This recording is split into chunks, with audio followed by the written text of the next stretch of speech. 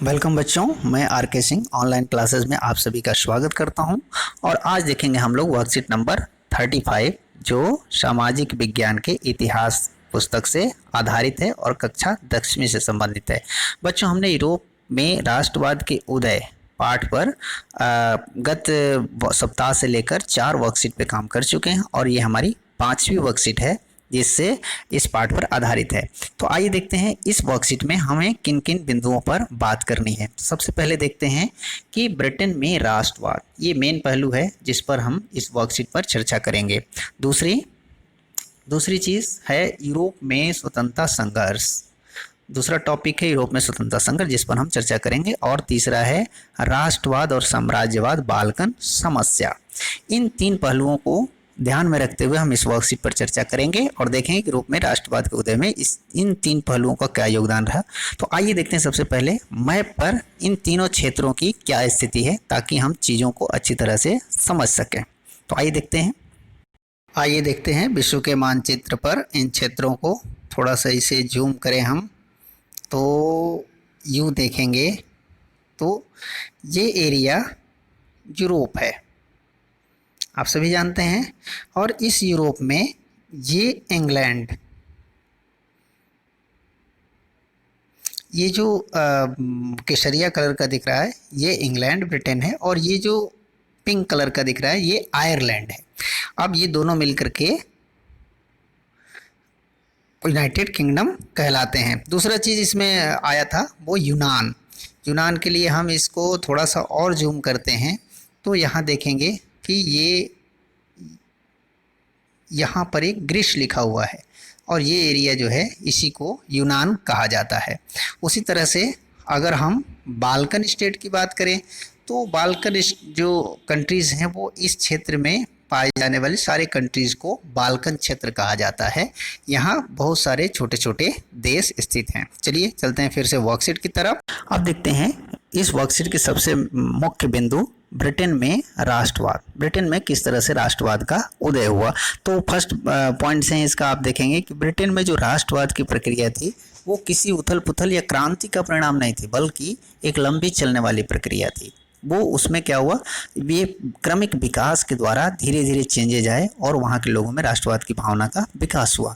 18वीं शताब्दी से पूर्व ब्रिटेन एक राष्ट्र राज्य नहीं था, यानी ब्रिटेन 18वीं शताब्दी के बाद ही राष्ट्र राज्य के रूप में सामने आया। आंग्ल राष्ट्र ने अपनी शक्ति में विस्तार के साथ साथ अन्य राष्ट्रों व द्वीपों समूहों पर विस्तार आरंभ किया। अंग्रेज राष्ट्र की जो अवधारणा सामने आई तो उन्होंने आसपास के राष्ट्रों और द्वीप समूहों पर अपना विस्तार शुरू किया। 1688 मेन पॉइंट ये है कि 1688 में संसद ने राजतंत्र से शक्तियों को ले लिया। इस 1688 की एक तरह से एक क्रांति कहा जाता है जिसे गौरवपूर्ण क्रांति कहा जाता है। इस क्रांति में राजतंत्र वहाँ पर रहा लेकिन वहाँ की प्रशासनिक व्यवस्था, राजनीतिक व्यवस्था में एक बहुत बड़ा बदलाव आया और राजतंत्र यानी राजा की जो शक्तियाँ थी वो जनता द्वारा चुनी गई संसद में समाहित कर दी गई।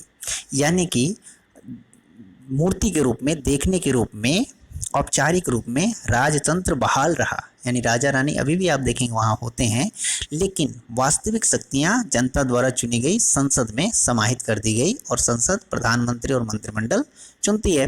तो इस तरह से वहाँ पर लोकतांत्रिक व्यवस्था स्थापित की गई।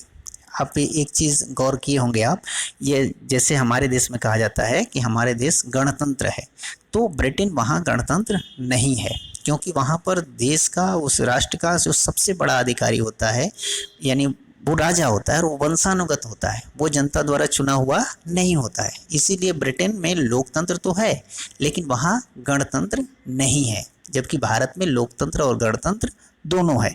तो इस तरह से ये संभव हुआ 1688 की गौरवपूर्ण क्रांति के बाद। 1707 में इंग्लैंड और स्कॉटलैंड को मिलाकर के यूनाइटेड किंगडम ऑफ ब्रिटेन बनाया गया। कब बनाया गया? 1707 ईस्वी में। यहीं से यूनाइटेड किंगडम यूके का शुरुआत हुई। 1798 में असफल विद्रोह हुआ और 1801 में जबरदस्ती आयरलैंड को बलपूर्वक यूनाइटेड किंगडम में शामिल कर लिया गया। तो इस तरह से आयरलैंड भी यूनाइटेड किंगडम का हिस्सा बन गया और राष्ट्रीय जो राष्ट्रवाद की भावना को विकास के लिए, प्रचार प्रसार के लिए, उसको सशक्त बनाने के लिए प्रतीक चिन्हों का खूब बढ़ावा दिया गया। जैसे एक तरह के झंडे, एक नेशनल सिंबल, झंडा, ये सारी चीज़ें उनकी जो आपस में ऐसी चीज़ें जो सामूहिक पहचान है उनको विस्तार दिया गया, उनको जोड़ दिया गया, प्रतीक चिन्हों का इस्तेमाल किया गया ताकि लोग राष्ट्र राज्य के रूप में इकट्ठा हो सकें और राष्ट्र को प्रबल बनाया जा सके।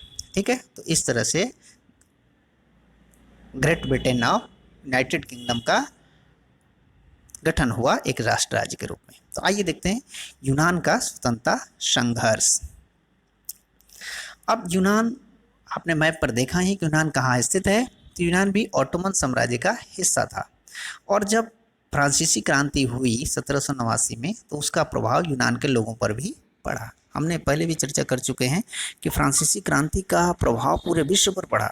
उसके जो 3 थीम थे, स्वतंत्रता, समानता और बंधुता, इसका प्रभाव लोगों के मन मस्तिष्क तक पहुंचा और इसमें वहाँ के मीडिया या कहिए जो विचारक थे, कवि, लेखक, उन्होंने इस महत्वपूर्ण भूमिका अदा की लोगों तक इन चीज़ों को पहुँचाने में।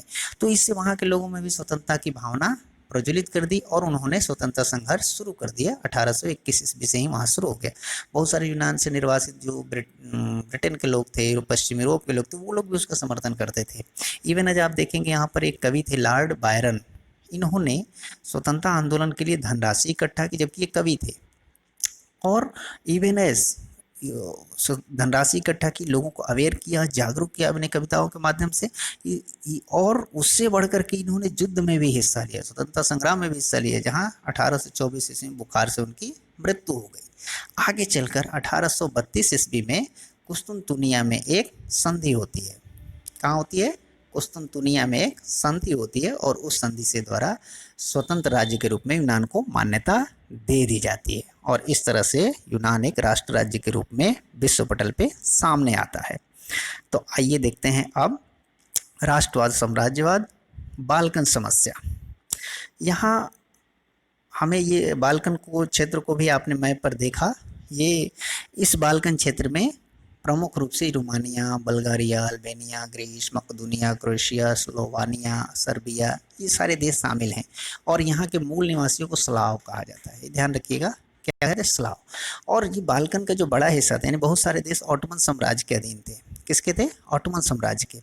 अब जब धीरे धीरे ऑटोमन साम्राज्य कमजोर पड़ने लगा और वहाँ के लोगों में रोमानी राष्ट्रवाद की भावना विकसित होने लगी, लोग भी समझने लगे, वहाँ के लोग भी, कि हमें भी स्वतंत्रता चाहिए और हमें अपने राष्ट्र के आधार पर अपने लोगों के साथ स्वतंत्र रूप से रहने का अधिकार है। और उधर ऑटोमन साम्राज्य भी थोड़ा कमज़ोर पड़ रहा था। तो बहुत सारे जो देश थे, यूरोपीय राष्ट्रीयताएं उनके चुंगल से निकलकर स्वतंत्रता की घोषणा करने लगी। वो घोषणा करने लगी कि हमें स्वतंत्रता मिलनी चाहिए। ठीक है, विभिन्न जो स्लाव राष्ट्रीय समूह ने भी अपनी पहचान और स्वतंत्रता की परिभाषा तय करने की कोशिश की। यानी कि उन्होंने कोशिश किया कि भाई हमारी अपनी पहचान है और अपनी पहचान के आधार पे हम स्वतंत्र इकाई के रूप में रहना चाहते हैं। और ऐसा होने के बाद जो बाल्कन क्षेत्र था वो टकराव का क्षेत्र बन गया, क्योंकि और भी जो यूरोपीय महाशक्तियाँ थी जो गिद्ध की नज़र लगाए बैठी थी कि कब हम बाल्कन क्षेत्र को अपने साम्राज्य में शामिल करें, वो अब ज़्यादा मुखर होकर के आगे आई और उस पर अधिकार करने का प्रयास करने लगी। इस तरह से इन शक्तियों के बीच बाल्कन क्षेत्र को लेकर के एक होड़ सी मच गई, प्रतिस्पर्धा सी मच गई कि हम उस पर अधिकार करेंगे तो हम करेंगे। और इन्हीं सारी चीज़ों को लेकर के वहाँ ज़बरदस्त प्रतिस्पर्धा हुई और जो अंत में प्रथम विश्व युद्ध के रूप में देखने को मिला। यानी इन महाशक्तियों में बाल्कन क्षेत्र को अधिकार करने को लेकर प्रतिस्पर्धा के कारण आपस में टकराई, जिसका परिणाम विश्व युद्ध, प्रथम विश्व युद्ध के रूप में सामने आया, जिससे विश्व मानवता को बहुत बड़ा नुकसान हुआ। तो उम्मीद है आपको ये वर्कशीट समझ में आ गई होगी। तो आइए अब चलते हैं प्रश्न उत्तर सेक्शन की तरफ। आइए देखते हैं पहला प्रश्न।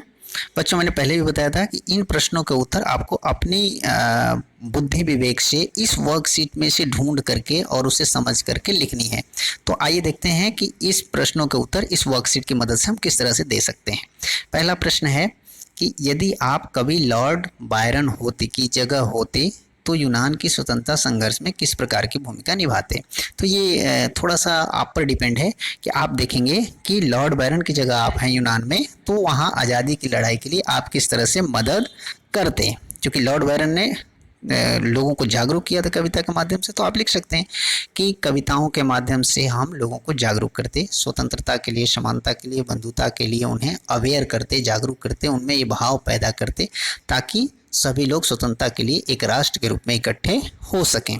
या इसमें और भी कोई बातें जो आपको समझ में आती है वो लिख सकते हैं। ये आपके अपने IQ लेवल और समझ पर आधारित है। दूसरे प्रश्न की तरफ चलते हैं कि ब्रिटेन का राष्ट्रवाद किसी उथल पुथल या क्रांति का नहीं अपितु एक लंबी चलने वाली प्रक्रिया का परिणाम था, विवेचना कीजिए। चलिए, इसका उत्तर हम शुरू में डिस्कस भी कर चुके हैं और यहाँ भी देखेंगे। शुरू में ही देता है कि राष्ट्रवाद जो ब्रिटेन में है उथल पुथल या क्रांति का परिणाम नहीं थी। तो किस तरह से नहीं थी भाई? क्योंकि 18वीं शताब्दी से पूर्व ब्रिटेन जो राष्ट्र राज्य नहीं था और वहाँ पर धीरे धीरे उसके अपने शक्ति का विस्तार किया। तो ये सारी चीज़ें आप वहाँ पर लिख सकते हैं कि किस तरह से क्रमशः वहाँ पर राष्ट्रीय प्रतीकों का इस्तेमाल करते हुए राष्ट्रवाद की भावना का विकास किया गया और यह कोई क्रांति का परिणाम नहीं थी, बल्कि ये लंबी चलने वाली विकास प्रक्रिया की देन थी। ठीक है, तो आप यहाँ से इसका उत्तर लिखेंगे। नेक्स्ट प्रश्न की तरफ देखते हैं। तीसरा प्रश्न है, बाल्कन राज्यों की स्थिति पर एक संक्षिप्त नोट लिखिए कि बाल्कन राज्य की स्थिति क्या थी। तो इस प्रश्न का उत्तर इसी बॉक्स में है। तो इसमें आप पहले यहाँ से शुरू कर सकते हैं कि बाल्कन राज्यों में कौन कौन से देश शामिल थे और उनकी स्थिति क्या थी। स्थिति मतलब उनके मूल निवासियों को स्लाव कहा जाता था। बाल्कन क्षेत्र का बड़ा हिस्सा ऑटोमन साम्राज्य के नियंत्रण में था। ठीक है, रोमानी राष्ट्रवाद के कारण, उनके साम्राज्यवाद के विघटन के, ऑटोमन साम्राज्यवाद के विघटन के कारण वहाँ की स्थिति और खराब हो गई। विभिन्न देश जो साम्राज्यवादी ताकतें थी वहाँ पर अधिकार करने के लिए प्रयास करने लगी। वहीं जो स्लाव लोग थे वो राष्ट्रीय समूह अपनी पहचान और स्वतंत्रता की परिभाषा तय करने लगे, यानी स्वतंत्रता के लिए प्रयास करने लगे। तो इस बॉक्स से आप इस प्रश्न का उत्तर आसानी से लिख सकते हैं। इसमें वहाँ के लोग, वहाँ के राज्यों की और वहाँ के लोगों की स्थिति के बारे में लिखना है। तो इसी बॉक्स से हमें इस प्रश्न का उत्तर लिखना है। आइए देखते हैं, नेक्स्ट प्रश्न की तरफ चलते हैं। चौथा प्रश्न है, 1789 के पश्चात क्रांतिकारी राष्ट्रवाद के उदय ने किस प्रकार यूनानी स्वतंत्रता संघर्ष तथा बाल्कन राज्यों में स्वतंत्रता के संघर्ष को प्रेरित किया। 1789 के पश्चात का। ठीक है, आइए देखते हैं। इस प्रश्न के उत्तर में हमें ये देखना है कि 1789 की फ्रांसीसी क्रांति के उपरांत उसका क्या प्रभाव यूनान के स्वतंत्रता संघर्ष और बाल्कन के देशों पर पड़ा। तो इसमें हम देखते हैं कि फ्रांसीसी क्रांति के बाद खास तौर से 3 विचारधारा का विश्व के अनेक देशों में तेजी से प्रसार हुआ। इसमें स्वतंत्रता, समानता और बंधुता का भाव था। तो इन चीज़ों से, इनसे प्रभावित होकर यूनान के लोग भी स्वतंत्रता और समानता और बंधुता के आधार पर राष्ट्र राज्य के रूप में गठित होने की प्रयास करने लगे। वहाँ पर भी स्वतंत्रता के लिए मांग चलने लगी, स्वतंत्रता आंदोलन चलने लगा।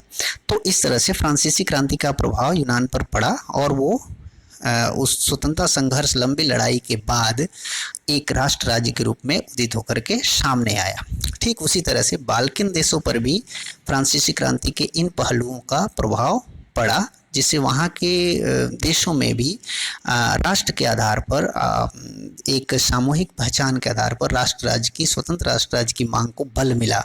हालांकि वो एक स्वतंत्र राष्ट्र राज्य की इकाई के रूप में स्थापित होने में स्वयं को असफल रहे, क्योंकि वहाँ साम्राज्यवादी ताकतों का प्रतिस्पर्धा और संघर्ष अधिक था और उसी प्रतिस्पर्धा और संघर्ष के कारण प्रथम विश्व युद्ध हो जाता है।